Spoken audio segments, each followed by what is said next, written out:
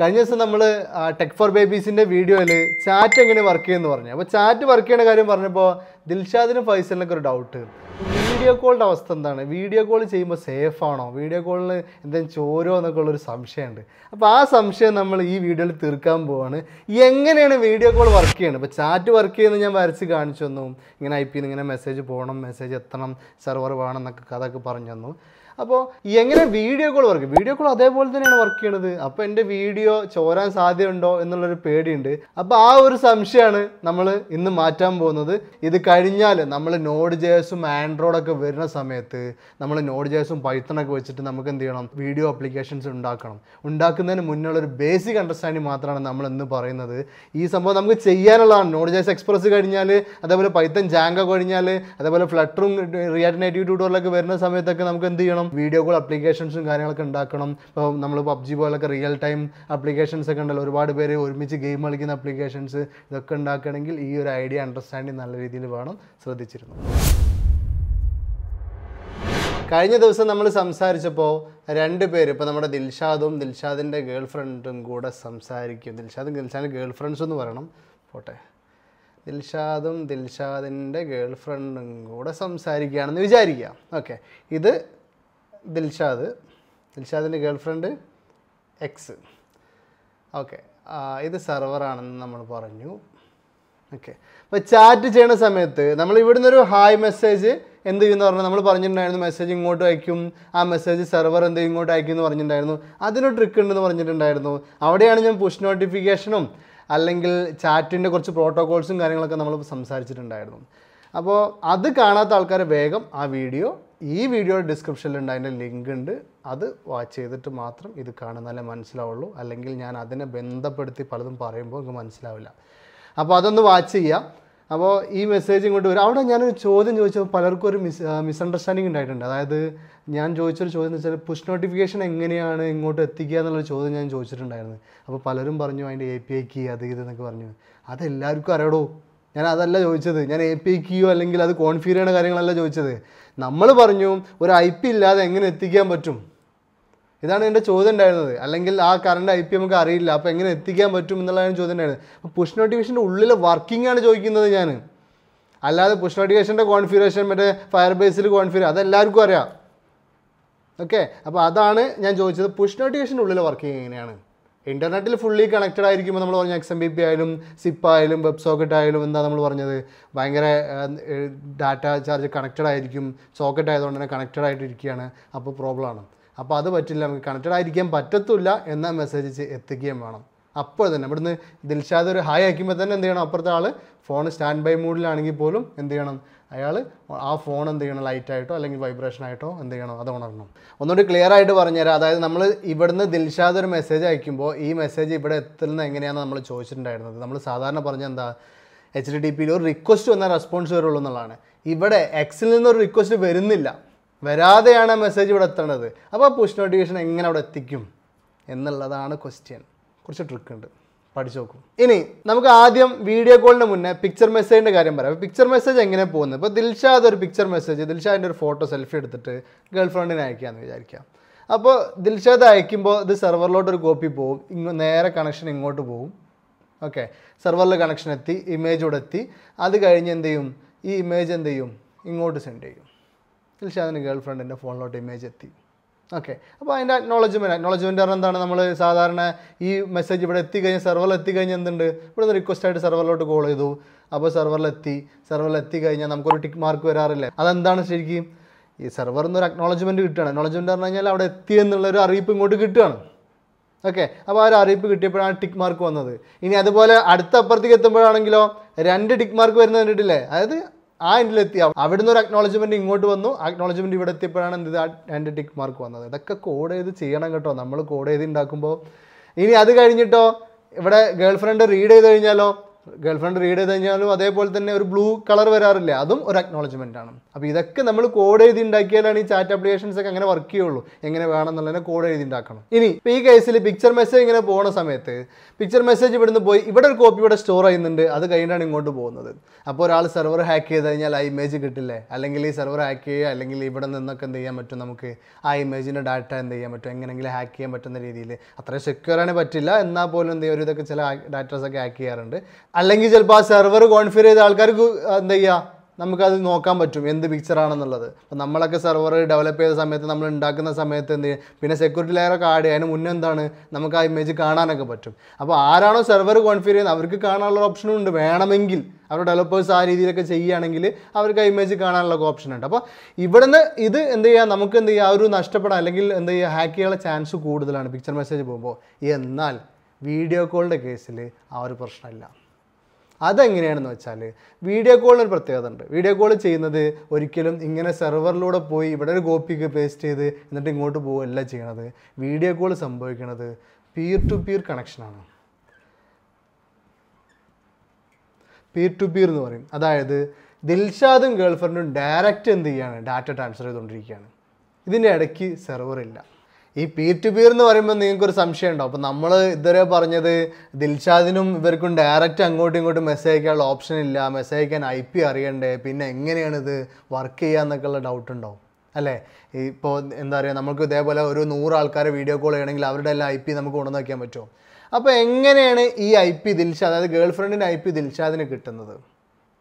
IP കിട്ടിയാൽ മാത്രമേ video call possible ആവുള്ളൂ. അപ്പോൾ ആദ്യം IP എങ്ങനെ കിട്ടുന്നതെന്നുള്ളത് നോക്കാം. IP കിട്ടാൻ വേണ്ടിയിട്ട് കുറച്ച് പരിപാടികളുണ്ട്. അതിൻ്റെ അത്രയും ഡീപ്പിലോട്ട് പോകുന്നില്ല. അത് നമ്മൾ കോഡ് ചെയ്യുന്ന സമയത്ത് ഞാൻ ഡീപ്പായിട്ട് പറഞ്ഞുതരാം. ഇപ്പോൾ നോഡ്.js നമ്മൾ പ്രൊജക്റ്റ് ചെയ്യുന്ന സമയത്ത് നമ്മൾ വീഡിയോ കോളിൻ്റെ ഒക്കെ ഒരു പ്രൊജക്റ്റ് ചെയ്യാനുണ്ട് നമുക്ക്. ആ സമയത്ത് ഞാൻ ഡീറ്റെയിൽ ആയിട്ട് പറഞ്ഞുതരാം. ഇപ്പോൾ ഞാൻ പറയുന്നത് എന്താണെന്ന് വെച്ചാൽ ഇവിടെ എന്ത് ചെയ്യുന്നത് വെച്ചാൽ ഇവിടെ ഒരു സംഭവം ക്രിയേറ്റ് ചെയ്യും. അതിന് പറയുന്ന പേരും കൂടി ഞാൻ ജസ്റ്റ് ഒന്ന് പറഞ്ഞുതരാം. SDP സെഷൻ ഡിസ്ക്രിപ്ഷൻ പ്രോട്ടോകോൾ എന്നൊക്കെ പറയും. ഈ SDP എന്ന് പറഞ്ഞാൽ ഞങ്ങൾ പേടിക്കേണ്ട ആവശ്യമൊന്നുമില്ല. SDP എന്ന് പറഞ്ഞു കഴിഞ്ഞാൽ ലൈൻ ബൈ ലൈനായിട്ട് ഇങ്ങനെ എഴുതി വെച്ചിരിക്കുകയാണ് കുറേ കാര്യങ്ങൾ. എന്താണെന്ന് വെച്ചാൽ എൻ്റെ കോഡൊക്കെ എന്താണ്, എൻ്റെ ഓഡിയോ എങ്ങനെ വരുന്നത്, എൻ്റെ വീഡിയോ എന്ത് ഫോർമാറ്റിലാണ് വരുന്നത്, അതേപോലെ എനിക്ക് ഒരു പബ്ലിക് IP ഉണ്ടാവുമല്ലോ, ഈ ഡിവൈസിന് പബ്ലിക് IP ഉണ്ടാവുമല്ലോ. IP-നെ കുറിച്ച് നമ്മൾ പറഞ്ഞിട്ടുണ്ടായിരുന്നു, പബ്ലിക് IP-യും പ്രൈവറ്റ് IP-നെ കുറിച്ച് പറഞ്ഞിട്ടുണ്ടായിരുന്നു. അപ്പോൾ ഈ ഡിവൈസിന് പബ്ലിക് IP ഉണ്ടാവും, അതിന് അസൈൻ ചെയ്ത ഡീറ്റെയിൽസ്, ഇതെല്ലാം കൂടിയിട്ടുള്ളൊരു സംഭവമാണ്. ഇതെങ്ങനെ എടുക്കുന്നതെന്നൊക്കെ ഉള്ളതിൻ്റെ കുറച്ച് വർക്കിംഗ് കാര്യങ്ങളൊക്കെ ഉണ്ട്, അതിനൊക്കെ കോഡിങ് കാര്യങ്ങളൊക്കെ വരുന്നുണ്ട്. പക്ഷേ അതൊന്നും ഉള്ളിലോട്ട് നമ്മളിപ്പോൾ പോകുന്നില്ല. നമ്മൾ കോഡ് ചെയ്യുമ്പോൾ നോഡ്.js ഒക്കെ വെച്ചിട്ട് പ്രൊജക്റ്റ് ചെയ്യുന്ന സമയത്ത് വീഡിയോ കോൾ ആപ്ലിക്കേഷനൊക്കെ നമുക്ക് ക്രിയേറ്റ് ചെയ്യണം. ആ സമയത്ത് ഞാൻ ഡീറ്റെയിൽ ആയിട്ട് അവിടെ പറയും. അപ്പോൾ SDP എന്ന് പറഞ്ഞൊന്നുമില്ല, കുറച്ച് എന്താണ്, കുറച്ച് ഡാറ്റയാണ്, കുറച്ച് ടെക്സ്റ്റ് ഫയൽ പോലെ കുറച്ച് കാര്യങ്ങൾ എഴുതി വെച്ചിട്ടുണ്ടാവും. ഇതിൻ്റെ കോൺഫിഗറേഷൻ, ഇതിൻ്റെ IP, ഇതിൻ്റെ ഡീറ്റെയിൽസ് എല്ലാം കൂടിയിട്ട് ഇതിൻ്റെ എല്ലാ ഡീറ്റെയിൽസുമായിട്ട് നമ്മൾ എന്താ വെച്ചാൽ ദിൽഷാദ് കോൾ ചെയ്യാൻ തുടങ്ങുമ്പോൾ ദിൽഷാദിൻ്റെ കോൾ നേരെ സെർവർക്ക് റിക്വസ്റ്റ് ആയിട്ട് പോകും. ഓക്കെ, അതായത് ദിൽഷാദിൻ്റെ കുറച്ച് ഡാറ്റാസ്, ദിൽഷാദ് ഏത് രീതിയിലാണ് ക്യാമറ ഓൺ ആക്കി, അതിൻ്റെ സൈസ് എന്താണ്, അതിൻ്റെ കോഡൊക്കെ എന്താ, അതിൻ്റെ ഓഡിയോ കോഡൊക്കെ, അതിൻ്റെ ഡീറ്റെയിൽസ് എല്ലാം കൂടി ആയിട്ട് ഇൻഫോർമേഷൻസ് ആയിട്ട് സെർവറിലോട്ടൊരു കോൾ പോകും. ഓക്കെ, ഈ സെർവറിലോട്ടൊരു കോൾ പോയി കഴിഞ്ഞാൽ സെർവറിൽ എന്തുണ്ടായിരിക്കും, നമ്മൾ പുഷ് നോട്ടിഫിക്കേഷൻ വഴിയോ അല്ലെങ്കിൽ ഓൾറെഡി കണക്ട് ചെയ്തിരിക്കുന്ന XMPP, SIP, അതേപോലെ വെബ് സോക്കറ്റ് പ്രോട്ടോക്കോളൊക്കെ വഴിയോ എങ്ങനെയെങ്കിലും എന്ത് ചെയ്യും, നമ്മൾ എന്ത് ചെയ്യും, ആ കോൾ ഇവിടെ എത്തിക്കും. ഓക്കെ, അപ്പോൾ എന്ത് ചെയ്യും, ആ കോൾ എത്തുമ്പോൾ എന്തുണ്ട്, ഈ SDP എന്നുള്ള ഡാറ്റ ഉണ്ടല്ലോ, ഈ ഡാറ്റയുമായിട്ടാവും ഇവിടെ എത്തുന്നത്. ഓക്കെ, ഈ SDP ആർക്ക് കൊടുക്കും, ദിൽഷാദിൻ്റെ ഗേൾ ഫ്രണ്ടിന് കൊടുക്കും. അപ്പോൾ ദിൽഷാദിൻ്റെ ഗേൾ ഫ്രണ്ടിന് എന്ത് കിട്ടും, SDP-യിൽ എന്തുണ്ടെന്ന് പറഞ്ഞു, ഈ ദിൽഷാദിനെ വിളിച്ചാൽ കിട്ടുന്ന പബ്ലിക് IP, അതിൻ്റെ ഡീറ്റെയിൽസും അതിൻ്റെ പോർട്ടും മറ്റു വർക്ക് ചെയ്യണ കാര്യങ്ങളും അതിൻ്റെ കോഡൊക്കെ ഡീറ്റെയിൽസ് എല്ലാം കൂടി ആയിട്ടുള്ള ഇവിടെ എത്തിയിട്ടുണ്ടാവുക. അത് കഴിഞ്ഞാൽ ദിൽഷാദിൻ്റെ ഗേൾ ഫ്രണ്ട് കോൾ അക്സെപ്റ്റ് ചെയ്താൽ, അക്സെപ്റ്റ് ചെയ്യുമ്പോൾ ഒരു പ്രത്യേകത ഉണ്ട്. ചുമ്മാ അക്സെപ്റ്റ് ചെയ്തു എന്ന് പറഞ്ഞ് പോരല്ല ചെയ്യുക. ഈ ദിൽഷാദിൻ്റെ ഗേൾ ഫ്രണ്ടിന് വേറൊരു SDP ഉണ്ടായിരിക്കും.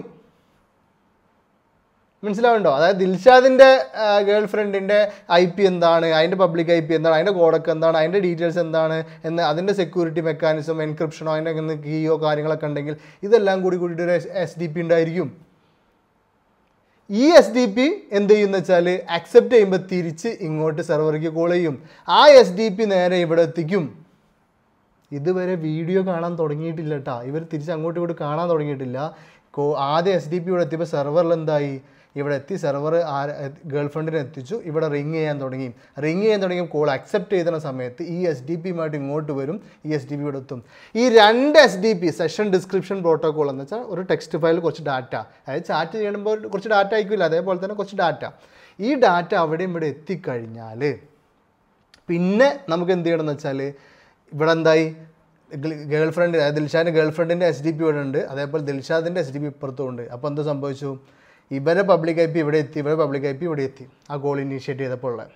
ഓക്കെ, അപ്പോൾ ആ ഏത് നെറ്റ്വർക്കാണോ അതിനനുസരിച്ച് അവിടെ എത്തിക്കഴിഞ്ഞാൽ ഇവിടെയാണ് നമ്മൾ കേട്ടിരിക്കുന്ന കുറച്ച് സംഭവങ്ങളൊക്കെ ഉണ്ട്. WebRTC എന്നൊക്കെ കേട്ടിട്ടുണ്ടോ നിങ്ങൾ? വെബ് റിയൽ ടൈം കമ്മ്യൂണിക്കേഷൻ എന്ന് പറയും. WebRTC പോലുള്ള ലൈബ്രറീസ് ഉണ്ട്, അതേപോലെ GStreamer നമുക്ക് യൂസ് ചെയ്യാൻ കുറേ സ്ട്രീമിംഗ് ലൈബ്രറീസ് ഉണ്ട്. സ്ട്രീമിംഗ് എന്ന് വെച്ചാൽ അങ്ങോട്ടും ഇങ്ങോട്ടും ഒരേ സമയം ഡാറ്റ സെൻഡ് ചെയ്യുക, അതായത് നമ്മൾ കാണുന്ന ഫ്രെയിമുകൾ അങ്ങോട്ട് സെൻഡ് ചെയ്യണം, അതേപോലെ അവിടുത്തെ വീഡിയോ ഓഡിയോ ഇങ്ങോട്ട് സെൻഡ് ചെയ്യണം, ഒരേ സമയം അങ്ങോട്ടും ഇങ്ങോട്ടും സെൻഡ് ചെയ്യണം. അപ്പോൾ എന്തുണ്ട്, നമുക്ക് SDPയിൽ എന്തുണ്ട്, അപ്പുറം ആളുടെ പബ്ലിക് IP ഡീറ്റെയിൽസും കാര്യങ്ങളും ഇപ്പുറത്തുണ്ട്, അതേപോലെ ഉണ്ടാവും. അപ്പോൾ അവർക്ക് തമ്മിൽ എന്ത് ചെയ്യും, ഇവിടെയും നമ്മൾ ഈ WebRTC ലൈബ്രറി പോലെ കോഡ് എഴുതിയിട്ട് നമ്മൾ കോൺഫിഗർ വെച്ചിട്ടുണ്ടാവും. ഇത് ആൻഡ്രോയിഡ് ഫോൺ ആയിക്കോട്ടെ, ഇത് വെബ്സൈറ്റ് ആയിക്കോട്ടെ, ഇവിടെയൊക്കെ നമുക്ക് WebRTC ആണെന്ന് വേൾഡിൽ, ഇത് ഗൂഗിളിൻ്റെ ലൈബ്രറിയാണ്.